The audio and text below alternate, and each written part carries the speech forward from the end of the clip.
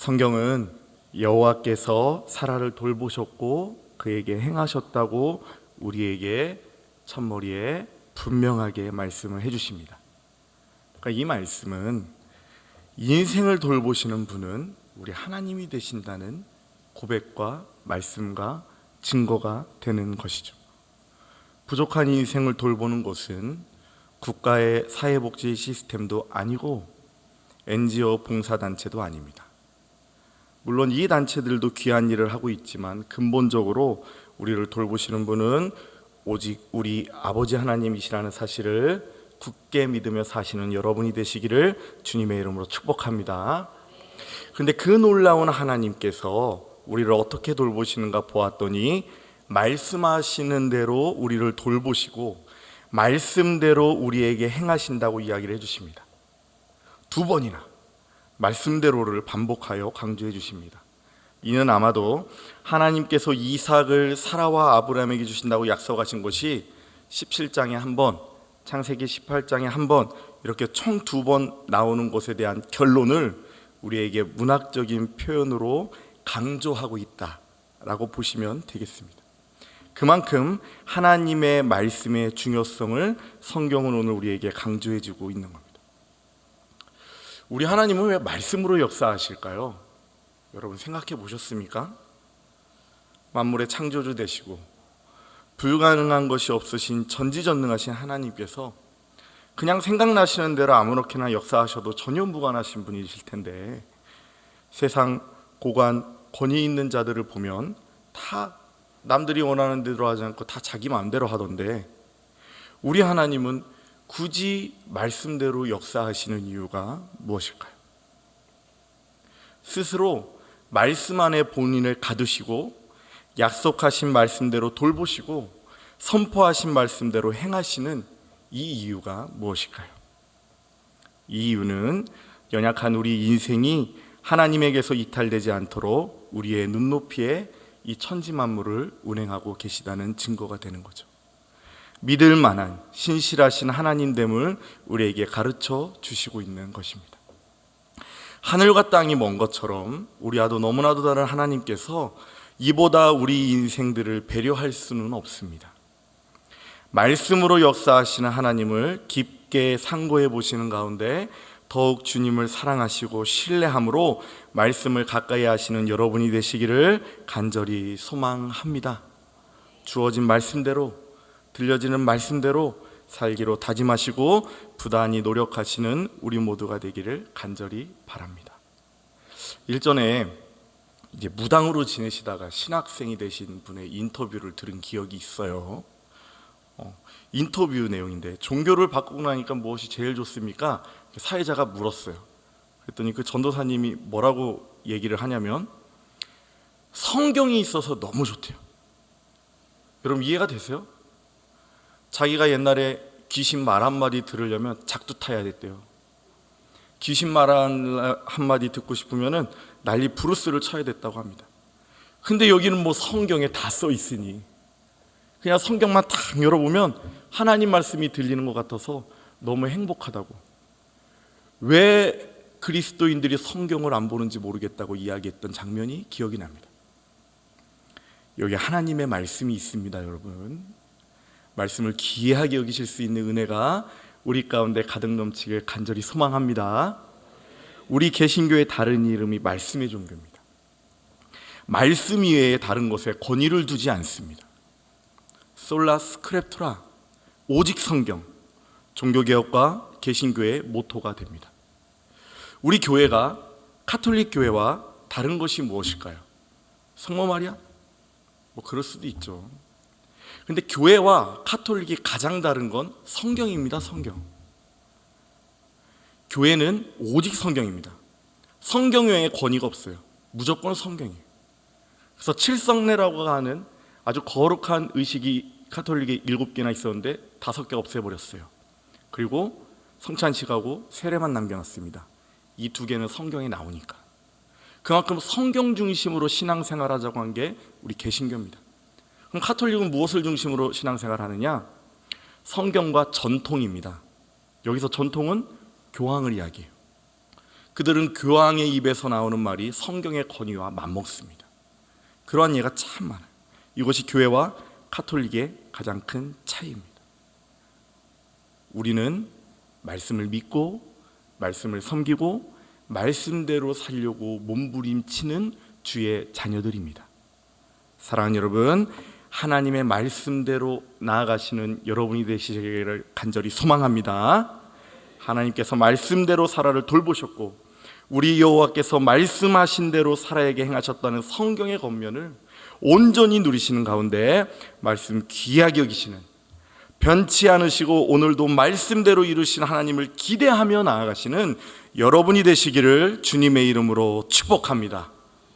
그런데 여기에 함정이 있어요. 어떤 함정이 있냐면, 그것은 분명히 우리 주님은 말씀하신 그대로 역사를 하시는데, 하나님께서는 그 약속하시는 대로 우리에게 역사해 주시는데, 문제는 그 하나님의 약속이 언제 이루어지는지 알 수 없다는 것이 바로 함정이죠. 하루가 천년 같고 천년이 하루 같으신 우리 하나님은 시간 개념이 없으신 걸까요?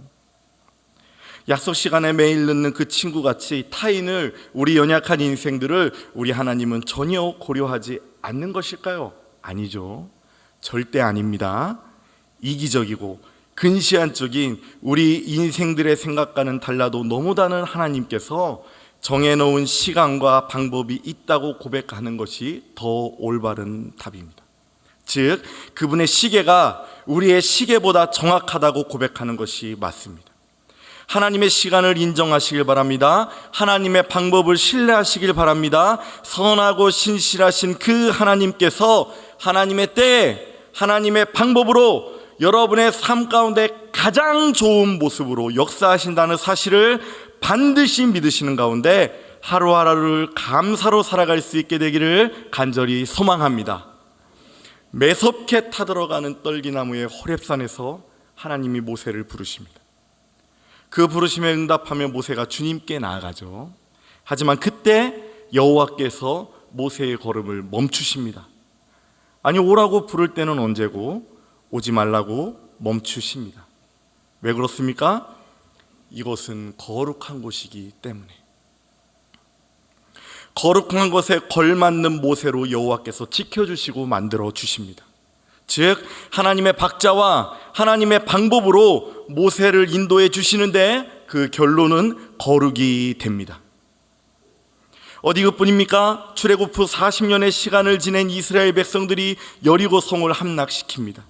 그 기세로 승리의 깃발을 높이 들고 가나안에 거주하는 이방 민족을 파죽지세로 점령할 수도 있겠지만, 하나님은 이스라엘 백성에게 그렇게 하지 말라고 하십니다. 왜 그렇습니까? 그렇게 하면 그 적과 꿀이 흐르는 가나안 땅이 황폐해지고 들짐승이 번성하여 백성들의 안전이 보장되지 않을까 걱정되기 때문이라고 말씀하십니다. 사람의 방법과 시간이 좋은 것이 아니라 하나님의 방법과 하나님의 시간이 온전하다는 것을 우리에게 가르쳐 주십니다.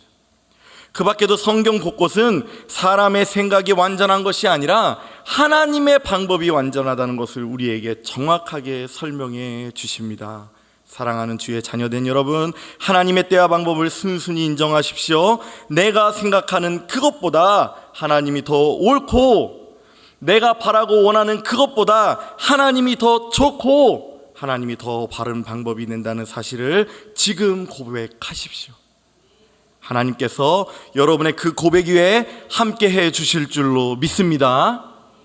엊그저께 새벽 예배 때 제가 했던 이야기인데, 어린 왕자가 장미꽃한테 이렇게 이야기했대요.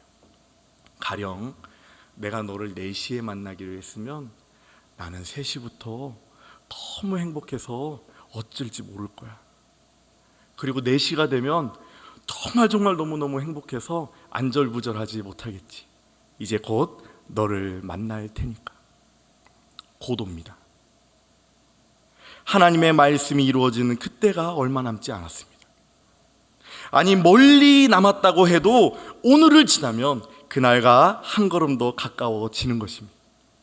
그러니 부디 시간이 지날수록 더 지치고 더 기진한 것이 아니라 더욱 기대하시며 더욱 감사하시며 하나님의 말씀을 귀하게 여기시는 여러분이 되시기를 간절히 소망합니다.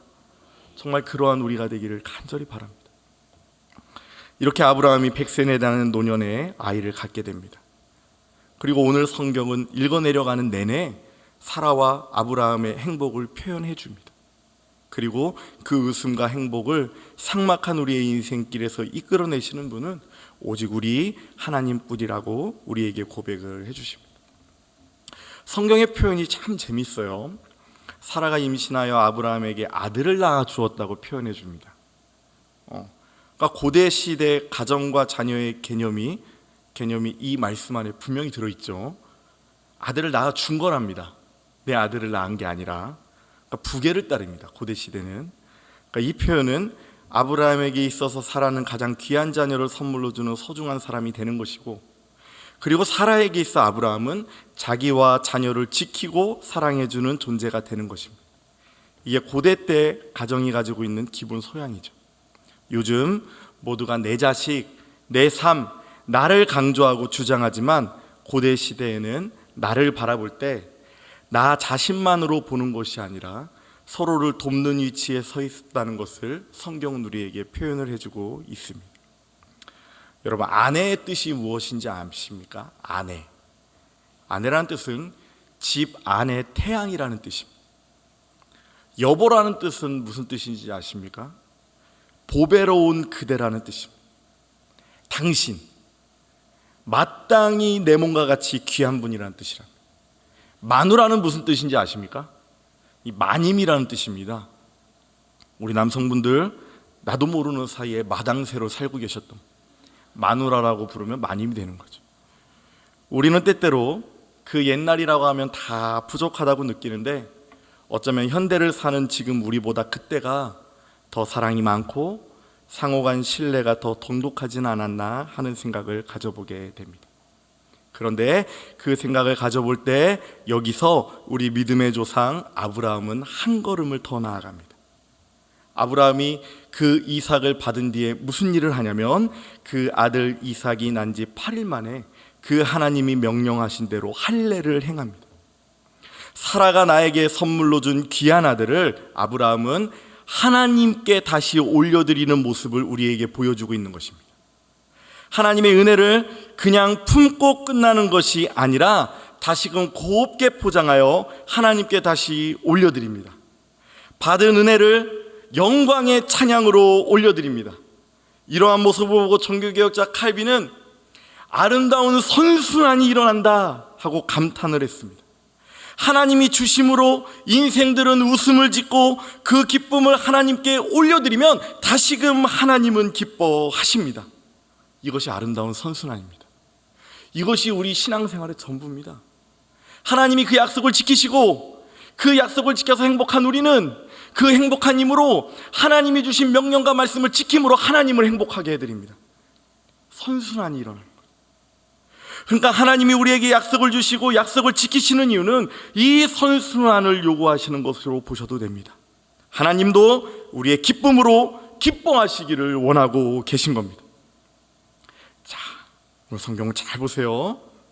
우리는 남녀가 결혼을 하면 다 자녀를 낳을 수 있다고 생각합니다. 나이가 들면 키가 자라고 학업을 이루면 생각이 자란다고 생각을 합니다. 여름이 오면 날이 덥고 겨울이 오면 날이 춥다고 여깁니다. 이 너무나도 당연한 것들을 볼 때 우리는 그냥 아무 감흥도 없습니다. 하지만 이렇게 마땅한 것들이 온전히 이루어지지 않으면 우리는 어떻게 하나요? 솜쓸 방법이 없습니다. 아무리 자녀를 가지고 하려고 해도 자녀가 생기지 않습니다. 한 사람의 한 키를 한 폭을 자라게 할 도리가 없습니다. 계절이 고장났는지 시절이 더워야 하는데 눈이 내리고 추워야 하는데 열이 납니다. 그러면 우리가 무엇을 할 수 있습니까? 할 수 있는 게 없습니다. 보세요. 하나님이 인생을 돕지 않으시면 우리가 할 수 있는 것이 하나도 없음을 우리는 알아야 합니다. 따라서 하나님이 우리를 웃게 하시는 것이고 우리에게 행복을 주시는 것이지 여타 다른 것이 우리를 만족하게 하는 것이 아님을 우리는 쉽게 발견할 수 있게 됩니다. 나이가 들어서 아이를 못 낳고 나이가 젊어서 아이를 잘 낳고가 아닙니다. 그 사람이 그렇게 해서 잘 되고 그렇게 그 사람이 못해서 못하고가 아닙니다. 여호와의 돕는 손길이 있어야 인생이 되는 것입니다. 그리고 오늘 아브라함과 사라도 그 사실을 발견합니다. 그래서 웃습니다. 그래서 행복합니다. 그리고 하나님의 명령대로 행하는 모습을 보여주십니다. 주님이 주신 은혜를 기억하며 주신 말씀대로 살아내려고 힘을 냅니다. 그러면 우리는 오늘을 어떻게 살아가고 있나요? 여러분 행복하십니까? 여러분 오늘 얼마나 웃으셨습니까? 여러분의 삶 가운데 아름다운 선순환이 일어나고 있습니까? 하나님이 내게 주신 은혜를 기억하며 오늘도 하나님의 말씀대로 살아가려고 몸부림치는 모습이 일어나고 있습니까? 아니면 모든 것을 포기하며 하나님과 다른 모습으로 살아가고 있습니까? 예컨대 짜증을 내고 기진하고 우울하고 교만하고 기만하고 아파하는 모습으로 살아가고 있지는 않습니다. 오늘 우리가 왜 웃지 못하나요? 하나님의 이름을 부르고 사는 우리는 소망으로 가득 찬 이들이요, 아름다운 관계를 갖는 존재들이요, 아름다운 선순환을 이뤄야 하는 이들임에도 불구하고 우리는 왜 오늘을 웃지 못하며 살아가고 있는 것일까요? 어쩌면 우리 오늘 하나님을 온전히 바라보고 있지 않은 것은 아닐까요? 어쩌면 오늘 내가 살아가고 있는 이 발걸음이 하나님이 주신 은혜가 아니라, 오늘 내게 주신 이 가정이 하나님이 내게 베풀어 주신 가정이 아니라, 오늘 내게 주신 이 산업이 하나님이 이끌어 주시는 산업이 아니라 그냥 우연으로 다가온, 나의 근력이 해낸, 나의 경험이 이루어낸, 내가 해낸 것이라고 여기기 때문에 오늘 우리가 웃지 못하고 있는 것은 아닐까요? 하나님의 이름을 부르며 살아가고 있지만, 그래서 이렇게 나와 예배도 드리고 찬양도 하며 지내고 있지만 정작 내 안에 웃음이 없고 아름다운 선순환이 없고 내 안에 가득한 이 불만족은 어쩌면 하나님이 아닌 나와 다른 것들을 중심으로 살아가고 있다는 증거가 아니겠습니까? 하나님을 온전히 주목하지 못하는 모습으로, 그분을 온전히 신뢰하지 못하는 마음으로 살아있는 것은 아닐까요? 정직한 시선과 고백이 우리 가운데 있기를 간절히 소망합니다. 나를 웃게 하시는 분이 하나님이래요. 우리를 웃게 하시는 분은 하나님인데 우리 입술에 웃음이 없으면 하나님이 없는 거죠.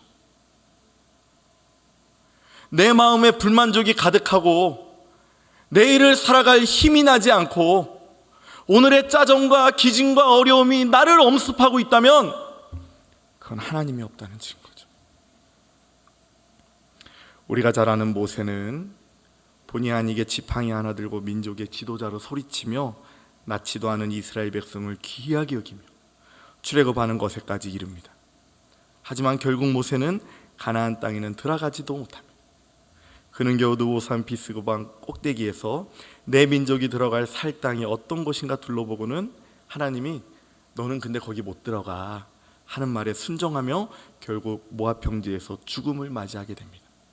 근데 그때 모세는 이스라엘 백성들에게 너희가 이제는 그래도 사람이 살만한 가나안 땅으로 들어갈 텐데 그 땅에서 너희들이 어떻게 살아야 되는가를 신명기서에서 설교로 가르쳐 줍니다.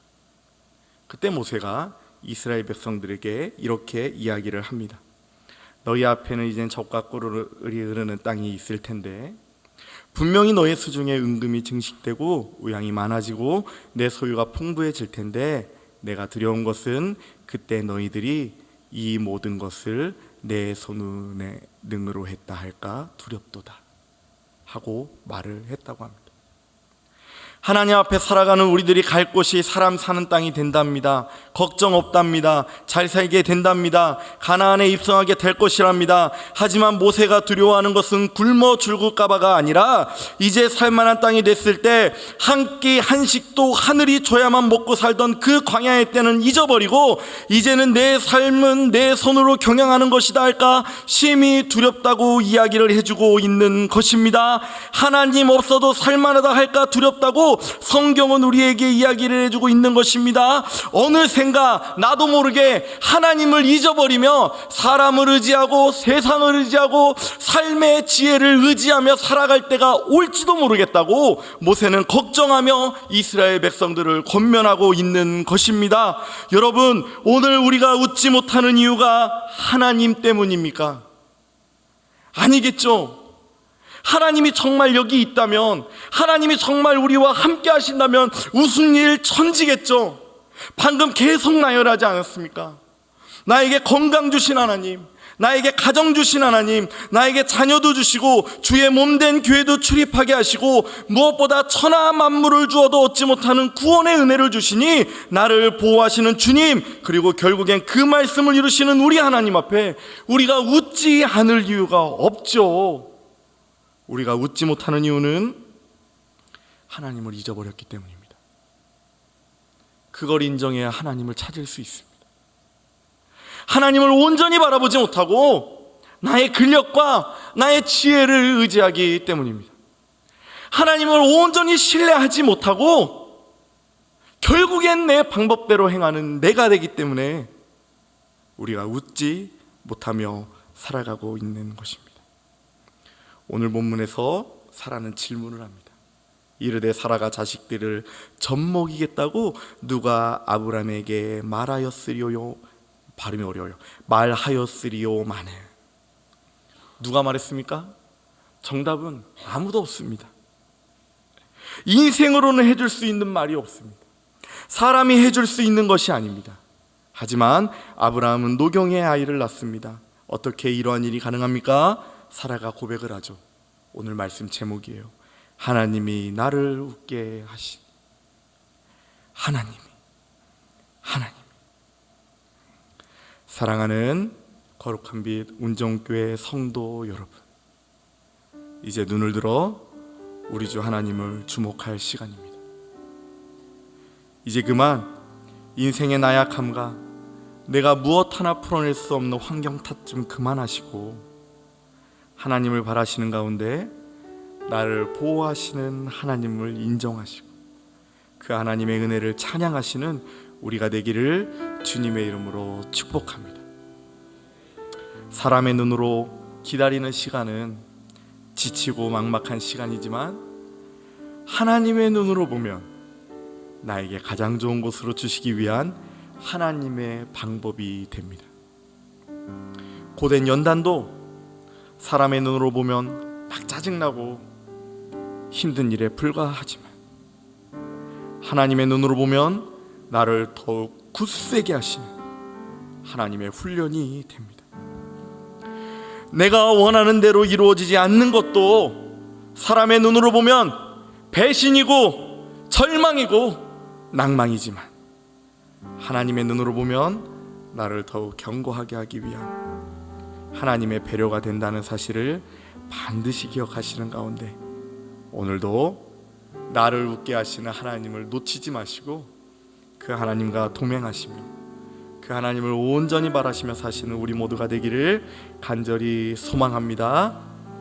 사라가 고백할 때 하나님이 나를 웃게 하시니 듣는 자가 다 나와 함께 웃으리로다.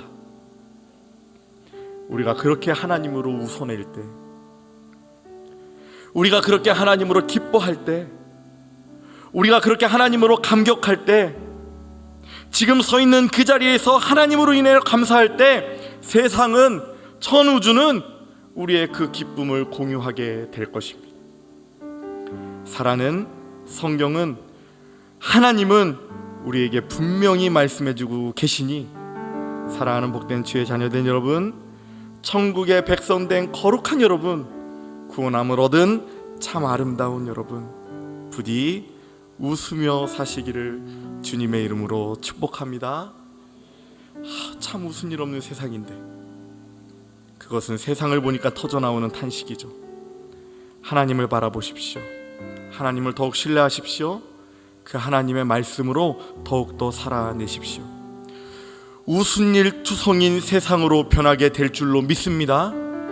웃을 일들이 여러분에게 찾아올 줄로 믿습니다. 여러분의 주위에 그 웃음으로 죽을 자가 소망을 보고 병든 자가 치료함을 얻고 상처 입은 자들이 위로함을 얻게 될 줄로 믿습니다. 그렇게 웃으며 사시는 우리의 길, 하나님을 온전히 주목함으로 하나님으로 웃어내시는 우리 모두가 되기를 간절히 바라는 마음을 담아 이 귀한 말씀을 전해드립니다.